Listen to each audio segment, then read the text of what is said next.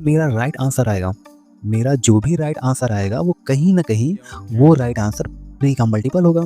तो चलो ऑप्शन की तरफ देखा जाए कौन 3 का मल्टीपल है। भई तो पहला तो सरासर गलत है, 4 और 1 ऐड करने पे 5 आता है, होगा नहीं। बी ऑप्शन को तरफ बी को जरा देखा जाए 4 1 5 2 7 ये भी गलत है, ये दोनों गलत हुए। 4 1 5 3 8 ये भी रॉन्ग ऑप्शन है। 4 1 5 1 6 डी ऑप्शन ही था जो 3 का मल्टीपल है। हाँ, पूरी कैलकुलेशन के पचड़े में आपको नहीं पढ़ना है, smart question number 2 RRB JEE 2024 के पेपर में आया हुआ, तो ये 2 के मल्टीपल ही हैं।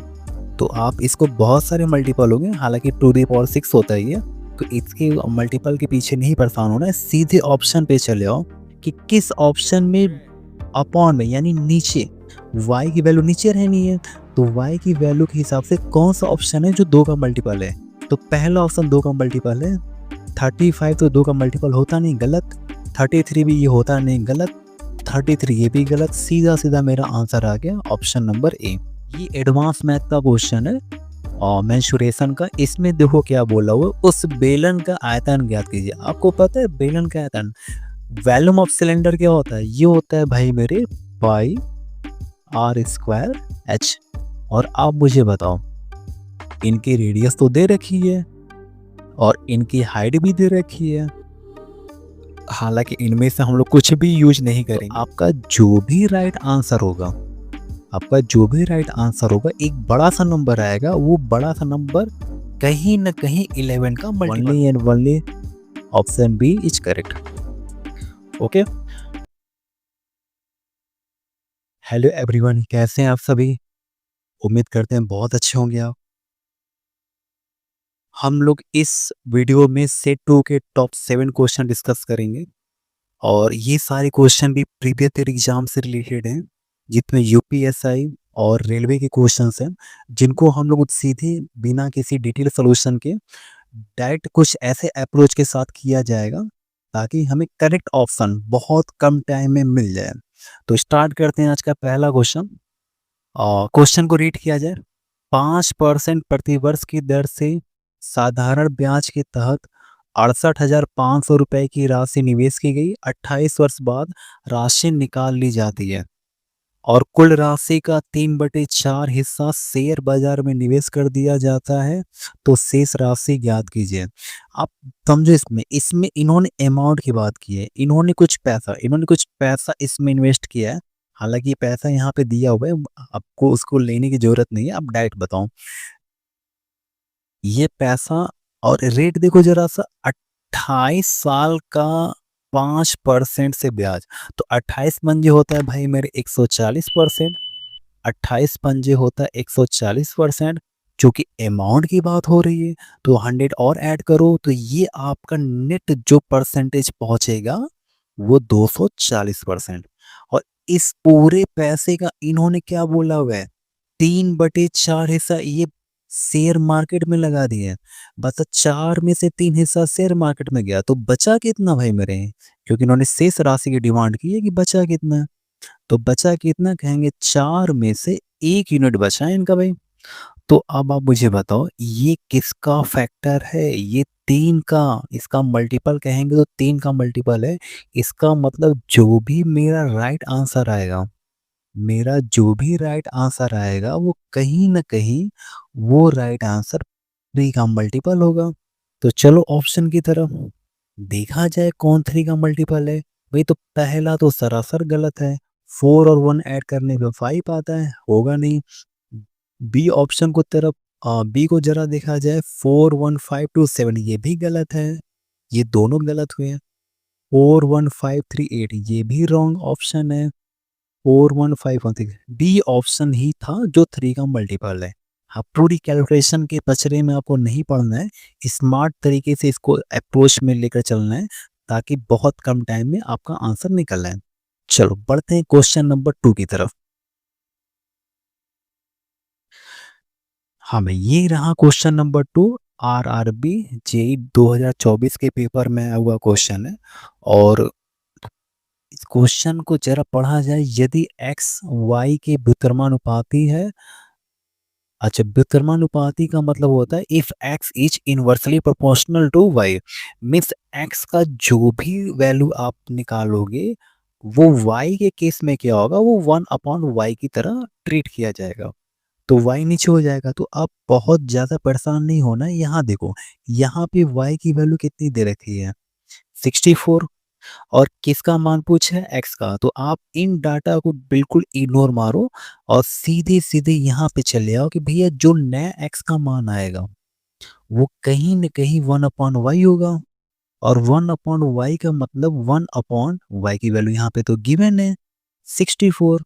और ये 64 को अगर आप थोड़ा बहुत 2 के फैक्टर के बारे में आप जानकारी अगर रखते हैं, तो ये 2 के मल्टीपल ही हैं। तो आप इसको बहुत सारे मल्टीपल होंगे, हालाँकि 2 द पावर 6 होता है ये, तो इसके मल्टीपल के पीछे नहीं परेशान होना है, सीधे ऑप्शन पे चले आओ कि किस ऑप्शन में अपॉन में यानी नीचे y की वैल्यू नीचे रहनी है, तो y की वैल्यू के हिसाब से कौन-सा ऑप्शन है जो 2 का मल्टीपल है। तो पहला ऑप्शन 2 का मल्टीपल है, 35 तो 2 का मल्टीपल होता नहीं, गलत। 33 भी ये होता नहीं, गलत।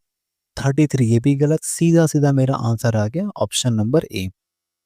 हमें इनके पूरे मेथड के लिए बहुत सारा टाइम या प्रोसीजर नहीं लगाना है भाई। आप कुछ चीज़ों, यही तो मैं बता रहा हूँ, बहुत सारे क्वेश्चन ऐसे होते हैं जो कहीं न कहीं बहुत यूनिक ट्रिक है। हर क्वेश्चन की एक कमज़ोर नब्ज़ होती है, बस उसको पकड़ना है आपको।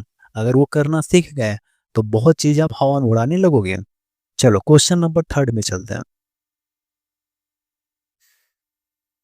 चलो ये एडवांस मैथ का क्वेश्चन है और मेंसुरेशन का। इसमें देखो क्या बोला हुआ है, उस बेलन का आयतन ज्ञात कीजिए। आपको पता है बेलन का आयतन, वॉल्यूम ऑफ सिलेंडर क्या होता है? ये होता है भाई मेरे पाई आर स्क्वायर एच।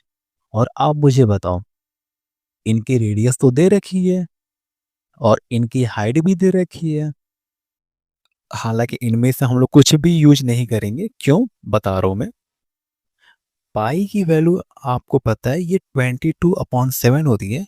इसके पीछे बहुत सारे डाटा आएंगे, उनको आप रहने दो, वेट करने दो ने। आप अपने पे फोकस करो। ये 22 किसका मल्टीपल होता है? ये 11 का मल्टीपल होता है, राइट।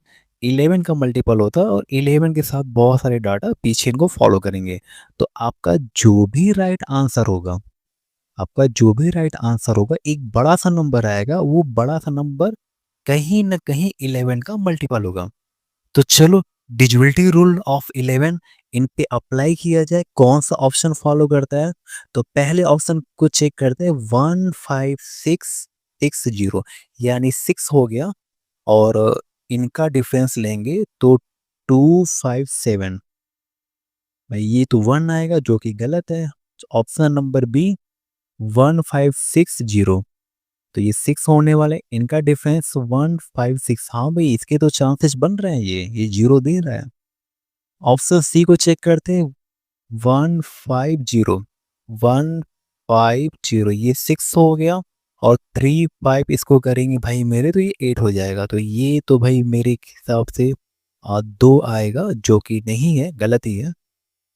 डी को चेक करते हैं, 15606 6 हो गया भाई मेरे, 459 ये भी नहीं है, क्योंकि यहाँ से 3 आने वाला है। तो only and only option B is correct. Okay, next question. Question number 4 क्या कहता है भाई, 2527 को किस सबसे छोटी संख्या से, ये देखो क्या बोला, ये गुणा करने पे यह एक पूर्ण वर्ग मतलब एक परफेक्ट स्क्वायर बन जाएगी। ये एक ऐसा क्वेश्चन होता है जो रेलवे में काफ़ी पूछा जाता है। देखो इस साल भी 2025 के पेपर में भी आया है, और लगातार 1-2 क्वेश्चन इसको देखने को मिल जाते हैं। तो आप करना क्या है ना, ये जो भी नंबर है, इनका ये कहना है कि भाई मेरे ये जो भी नंबर है 2527, इसमें मैं किस नंबर से, हालांकि ये ऑप्शन इन्होंने दे रखा है, इनमें से कोई एक होगा जिससे मल्टीप्लाई करें, ताकि ये नंबर कहीं ना कहीं पेयर बने और उसका परफेक्ट स्क्वायर बनाया जा सके। तो अगर आप चेक करोगे ना, पहले ये चेक करो क्या 3 का मल्टीपल है, 527, 729, 9 2 16, यानी जोड़ने पे तो 16 आ रहा है जो कि 3 से नहीं कटता। इसका मतलब अगर 21 से, अगर मैं कह रहा हूँ यहाँ पे 21 रख दो, मैं कह रहा हूँ यहाँ पे तुमने 21 रखा हूँ, तो 21 किसका मल्टीपल होता है, 3 इंटू 7 का। अगर इनके पास 3 का मल्टीपल अपने पास खुद ही नहीं रखे हैं, तो एक अगर आप दे भी दोगे तो भी तो एक कम पड़ेगा। समझो आप, मैं कह रहा हूँ यहाँ पे अगर 3 से मल्टीप्लाई करोगे तो परफेक्ट स्क्वायर, इसकी बात समझो, पूर्ण वर्ग बनने के लिए कम से कम हर एक डिजिट 2 बार आने चाहिए। तो यहाँ पे तो 3 एक बार है और इनके पास 3 है नहीं, तो ले दे करके जो भी बड़ा-सा नंबर आएगा वो अकेले 3 को लेकर आएगा और परफेक्ट स्क्वायर बनने के लिए कम से कम 2 बार 3 आना चाहिए, जो कि यहाँ पे है नहीं, इसलिए पहला ऑप्शन गलत है। और 15 को चेक कर लो, 15 में वही 3 आएगा। 3 इंटू 5, इसका मतलब फिर 3 का पंगा, और 3 यहाँ पे इनके पास तो है नहीं, तो एक 3 लेकर भी क्या करेंगे, कुछ कर नहीं पाएंगे ये, क्योंकि परफेक्ट स्क्वायर बनेगा नहीं। तो ऑप्शन ए और ऑप्शन बी गलत हो चुके हैं। 7 और 90, तो तुम भाई सीधा सीधा ना 7 से डिवाइड कर लो, इनको तुम 7 से डिवाइड कर लो। 7 3 जा 21, 4 कैरी, 7 6 जा 42 और 7 1 जा 7। अच्छा, ये मतलब ये क्लियर हो गया कि ये फैक्टर किसका है, 7 का है और 361 का है। ओ भाई ये देखो 19 है, यहाँ पे 361, ये कहीं ना कहीं आपको 19 का मल्टीपल है ये यहाँ पे। 361 किसका स्क्वायर होता है, 19 इंटू 19 होता है। चलो इनका तो पेयर बन गया, कौन इंसान यहाँ अकेला है, ये बेचारा 7 अकेला है, इसको पार्टनर की ज़रूरत है, तो एक पार्टनर अगर और मिल जाएगा 7, तो इनका भी पेयर कंप्लीट हो जाएगा। इस हिसाब से राइट आंसर क्या हो जाएगा आपका, 7 हो जाएगा भाई। ठीक है? चलो नेक्स्ट क्वेश्चन।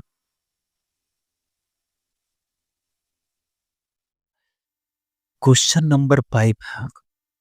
एक नाव 27 घंटे में 135 किलोमीटर की प्रवाह के प्रतिकूल चलती है और 28 घंटे में 196 किलोमीटर प्रवाह के साथ चलती है, तो शांत जल में नाव की गति क्या है। देखिए नाव की गति काफी दूर दूर है, तो ऐसा करते हैं ना, सबसे पहले इसको देखो। प्रतिकूल का मतलब होता है अपस्ट्रीम, अपस्ट्रीम मतलब धारा के अपोजिट कोई नाव चलती है तो उसकी स्पीड कम हो जाती है। तो इस हिसाब से देखा जाए तो एक्स माइनस वाई यही अपस्ट्रीम होता है, धारा के विरुद्ध चाल, धारा के विपरीत चाल, जो भी आप कह लो। और ये फॉर्मूला होता है डिस्टेंस अपॉन टाइम। तो चलो भाई इनके डिस्टेंस को देखो, यहाँ पे कितना दिया है, 135 दिया हुआ है, 135, करेक्ट। और टाइम कितने घंटे में नाव जा रही है, 27 घंटे में। तो भाई ये तो सब 5 गुना है, साफ साफ दिख रहा है। यानी जो इनकी स्पीड आएगी अप स्टीम धारा के विरुद्ध, वो 5 किलोमीटर प्रति घंटा। अच्छा इन्होंने पूछा क्या था, नाव की गति याद कीजिए, वो भी शांत जल में, यानी मोटी मोटा इन्होंने एक्स की वैल्यू पूछी है। तो यार ये देखो ना, थोड़ी सी रीजनिंग लगाओ, आंसर तो यही दिख गया तुम्हें। चलो मैं 3 सेकंड तुम्हें टाइम देता हूँ, सोच के बताओ आंसर क्या होगा। 1 2 3, टाइम अप। आंसर इसका जो भी होगा ना 5 से अधिक होगा, और 5 से अधिक यहाँ पे इकलौता ऑप्शन कौन है, डी फॉर डॉग। ठीक। चलो मैं क्लियर कर देता हूँ कैसे होगा। देखो एक्स में से आप कुछ भी घटाओगे और उसकी वैल्यू कितनी आ रही है, यहाँ पे 5 हो रही है। कुछ भी घटाओगे 5 हो रही है, करेक्ट है। इसका मतलब एक्स की वैल्यू जो भी होगी वो 5 से क्या होगी, ज्यादा होगी। मैं इसको ऐसे भी बता सकता हूँ आपको कि एक्स माइनस वाई बराबर कितना दिया है, 5। इसका मतलब वाई को इधर ट्रांसफर कर दो, तो वाई को ट्रांसफर करोगे तो हमारा क्या हो जाएगा, ये 5 प्लस एक्स, करेक्ट। अब तो क्लियर हो गई, सॉरी 5 प्लस वाई। अब तो पिक्चर क्लियर हो गई कि यार एक्स की वैल्यू 5 से कुछ ज़्यादा है। तो भाई मेरी कौन सा ऑप्शन है जो 5 से कुछ ज़्यादा है, 6 हो गया यहाँ पे, करेक्ट है। तो आपको इधर ये सारे डाटा को लेने की ज़रूरत ही नहीं है, आंसर आपका आ गया। और यूपीएससी 2021 के पेपर का क्वेश्चन है, आप देख रहे हो लगातार ऐसी चीज़ें आ रही है। डिपेंड करता है किसकी सोच, किसकी अप्रोच बेहतर है, कॉन्सेप्ट से आप करते हो, आपकी कैलकुलेशन बहुत अच्छी होनी चाहिए। आपके हर टॉपिक के हर टाइप पे कम से कम बेसिक कमांड तो होना चाहिए। उसके साथ जो एक्स्ट्रा चीज़ें हो सकती हैं यहाँ पे मैं आपको समझाता चल रहा हूँ, इनको भी अपने साथ हैबिट में डालते चलो। कई दफ़ा आपके बहुत सारे क्वेश्चन ऐसे आएंगे जिसमें आप पढ़ते पढ़ते कहोगे सर डाटा तो इसका यूनिक है, कहीं ना कहीं आंसर भी इसका यूनिक होना चाहिए। तो हम कह रहे हैं ऐसे बहुत सारे क्वेश्चन आपको देखने को मिल जाएंगे, करेक्ट। तो आपको बहुत एडवांटेज मिलेगा। आप वीडियो को 1 बार, 2 बार, 3 बार जितनी दफ़ा आप देख सकते हो उतनी चीज़ों का एनालिसिस करो, नोट कर सकते हो आप कि सर ये ऐसी चीज़ें हो रही हैं। अगर मॉक टेस्ट में क्वेश्चन अगर दिखते हैं तो आप ये अप्रोच लगा सकते हो, आपको बहुत फ़ायदा मिलेगा। चलिए नेक्स्ट क्वेश्चन की तरफ बढ़ते हैं। क्वेश्चन नंबर 6 में मेरे ये भी आरआरबी जे 2024 का क्वेश्चन है। क्वेश्चन पढ़ा जाए, एक दुकानदार किसी पंखे पर उसके क्रय मूल्य से 25% अधिक मूल्य अंकित करता है, उस पर 10% की छूट देता है और कितने रुपए का लाभ अर्जित करता है? 117। देखो मैं डाटा की ही बात कर रहा था। अब 117 को तुम बड़े गौर से देखो, बड़ी-बड़ी आँखें करके देखो। 117 किसका मल्टीपल होता है? तो 13 गुणे ये 13 इंटू 9 को होता है, करेक्ट भाई मेरी? 13 इंटू 9, 13 9 जब 117 होता है। तो अब मुझे बताओ 13 का ये जो मल्टीपल है, अब पूरे क्वेश्चन को तुम भले ही ना पढ़ो सब चलेगा, बस तुम डाटा पे एकदम बहुत पैनी नज़र रखो इस पे। यहाँ पे 25%, यहाँ पे कितने परसेंट? 10%। क्या कुछ ऐसा हो सकता है इसको प्लस माइनस कर ले भी, तो क्या और कोई 13 का मल्टीपल पूरे क्वेश्चन में दिख रहे हैं? तो आपका आंसर होगा नो सर, और कोई मल्टीपल 13 का तो नहीं बन पाएगा। तो इसका मतलब भाई मेरी इस क्वेश्चन के अंदर मतलब एक इनपुट में, इस क्वेश्चन के इनपुट में 13 एक ऐसा नंबर है जो सिंगल लाई करता है। इसके अलावा 13 का और कोई मल्टीपल नहीं है। तो इस हिसाब से जब भी आंसर कैलकुलेट किया जाएगा तो उस आंसर में 13 एग्जिस्ट करेगा, 13 इसका आएगा, और 13 आएगा तो जो भी बड़ा सा नंबर आएगा वो 13 का क्या होगा? मल्टीपल होगा। ऑप्शन पे चल पड़ो, देखो कौन सा ऑप्शन 13 का मल्टीपल है। भाई पहला तो 13 से ये तो कटता है, ये नहीं कटता, गलत हो गया। 13 9 117 जीरो चलेगा, ये वाला है भाई मेरे ख्याल से। नीचे भी चेक कर लो, 13 ये तो कटेगा, 46 नहीं कटेगा, 13 छंग 78, 6 7 ये भी नहीं कटेगा भाई मेरे। चलो ले देखिए आपका ऑप्शन कौन सा सही हुआ, बी हो गया। आपको क्वेश्चन में मेथड लगाने की जरूरत ही नहीं है, देखो पेपर का क्वेश्चन है 2024 का, करेक्ट। चलो next question, question number 7, last question है भाई हम लोग का, ये सेट 2 का लास्ट क्वेश्चन।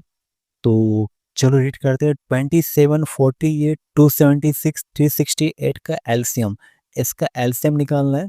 और एलसीएम निकालना है, ये सारे नंबर दे रखे हैं। तो तुम मुझे बताओ, और एक चीज तुम्हें सिखाएं, आप सब लोग बड़े ध्यान से देखना। कभी भी किसी इवेंट नंबर कभी भी किसी इवेंट कभी भी किसी इवेंट नंबर का अगर आप मल्टीपल करोगे किसी भी नंबर से आप मल्टीपल करोगे जीरो को छोड़ करके, राइट? तो आपको क्या मिलेगा? वो भी रिजल्ट एक इवन नंबर आता है, ठीक है। हालांकि बात जानते तो बहुत लोग हैं लेकिन अप्लाई नहीं करते हैं। इवन नंबर का मल्टीपल कोई भी 1 2 3 4 आप कुछ भी ले लो, कुछ भी ऐसे बहुत सारे नंबर आप ले लो, इनको आप किसी से भी ना मल्टीप्लाई करते चलोगे तो उसका जो रिजल्ट आएगा वो इवन आएगा। तो 48 के बारे में तुम्हारा क्या ख्याल है? 48 एक सम संख्या है, तो सम संख्या से निकलने वाला आंसर भी क्या होगा? वो भी कहीं न कहीं एक सम संख्या इवन होगी। तो कौन-सा बताओ तुरंत, कौन-सा सबसे पहले आपको दिख रहा है कि बिल्कुल गलत है, सरासर गलत है? जैसे पहला ऑप्शन गलत हो गया, सेकंड ऑप्शन गलत हो गया। भाई ये तो सरासर गलत है। और 48 कहीं न कहीं किसका फैक्टर है? इसके फैक्टर में 4 आएगा। तो 4 से कौन कटता है? आपको पता है लास्ट के 2 डिजिट अगर 4 से कटते हैं तो वो माना जाता है पूरा का पूरा नंबर 4 से कटेगा। तो 36 तो कटता है 4 से, और यहाँ पे कौन कटता है भाई मेरे? 48, 88 भी कटता है 4 से। तो अब यहाँ पे एक चीज़ आप और कर सकते हो, वो क्या कर सकते हो? यहाँ पे 3 का रूल भी लगा सकते हो।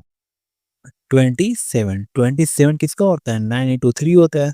तो तुम चेक करो कौन, ये तो नहीं कटेगा भाई 3 से, क्योंकि 9 9 तो 3 से कट गया, 8 8 16 यानी ये भी गलत हुआ। तो ले देखिए ऑप्शन कौन सा सही होगा? डी फॉर डॉग, चौथा ऑप्शन आपका ये करेक्ट है, ठीक है।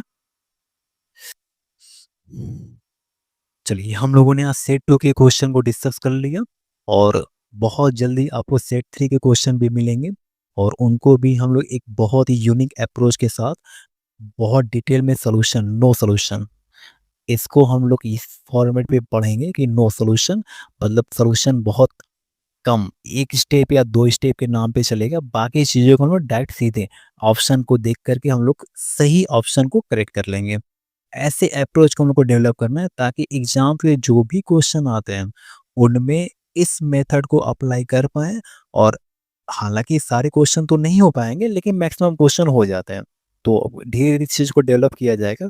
चलिए और मिलते हैं नेक्स्ट वीडियो में।